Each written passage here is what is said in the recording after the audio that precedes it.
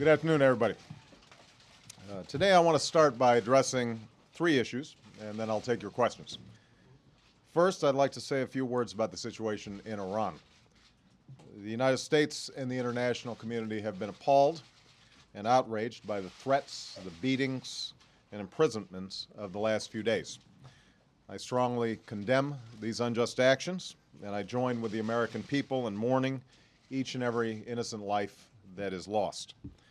I've made it clear that the United States respects the sovereignty of the Islamic Republic of Iran and is not interfering with Iran's affairs.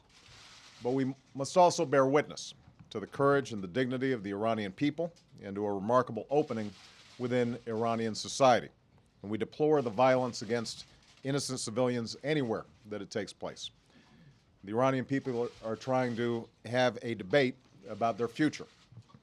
Some in Iran, some in the Iranian government in particular, are trying to avoid that debate by accusing the United States and others in the West of instigating protests over the election.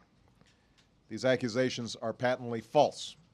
They're an obvious attempt to distract people from what is truly taking place within Iran's borders. This tired strategy of using old tensions to scapegoat other countries won't work anymore in Iran. This is not about the United States or the West. This is about the people of Iran and the future that they, and only they, will choose. The Iranian people can speak for themselves. That's precisely what's happened in the last few days. In 2009, no iron fist is strong enough to shut off the world from bearing witness to peaceful protests of justice. Despite the Iranian government's efforts to expel journalists and isolate itself, powerful images and poignant words have made their way to us through cell phones and computers, and so we've watched what the Iranian people are doing. This is what we've witnessed. We've seen the timeless dignity of tens of thousands of Iranians marching in silence. We've seen people of all ages risk everything to insist that their votes are counted and that their voices are heard. Above all, we've seen courageous women stand up to the brutality and threats, and we've experienced the searing image of a woman bleeding to death on the streets.